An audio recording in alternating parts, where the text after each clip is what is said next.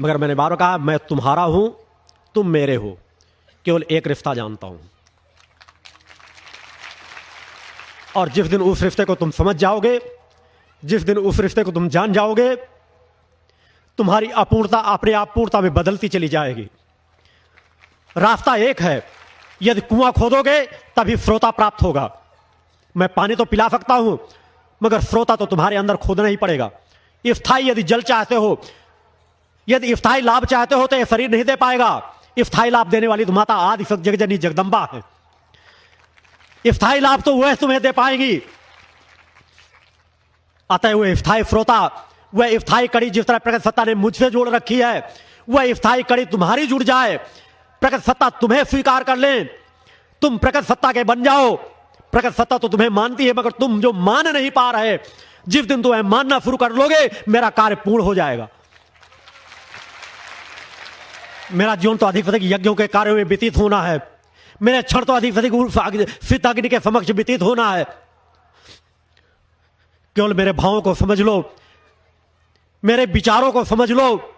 मैं तुम्हारे सामने बार बार बैठ करके हो सकता भविष्य में चिंतन भी न दे पाऊं, मगर जब तक हूं, उन चेतना तरंगों को अपनी चेतना तरंगे बना लो। कम कम कुछ अनुभूतियां प्राप्त करने के पात्र बन जाओ, तो तुम्हें मार्ग तो मिलने लगेगा, तुम्हें विचार तो मिलने लगेंगे।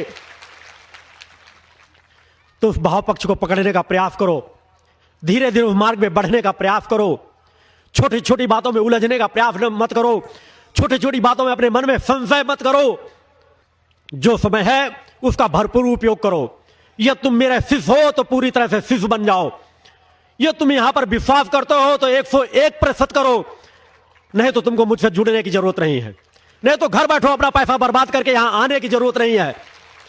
मैं तुम्हें जोड़ना भी नहीं चाहता। मुझे जो कार्य करना मैं करके चला जाऊंगा, मुझे जो परिवर्तन डालना मैं डालूंगा अवश्य।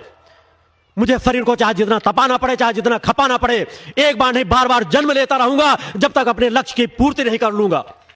फिर उन विचारों से मैं चाहता हूं अपने आप को जोड़ो, और तुम मेरे बनो या न बनो, मां के बन सको, वह रास्ता देख लो, वह रास्ता जान लो, वह रास्ता समझ लो। एक बार ये तुम्हारी आत्मा में पड़े हुए आवरण छट गए तो फिर कड़ी जुड़ जाएगी। इसलिए मैंने कहा 108 यज्ञों के माध्यम से मैं उसे दिव्य धाम में तुम्हें स्पर्श करा दूंगा, उस दिव्य धाम में खींच लूंगा कि अगर उस दिव्य धाम में एक बार तुम्हारा प्रवेश हो गया तो आगे आने वाले हजारों जन्म तुम्हारे सुधर जाएंगे।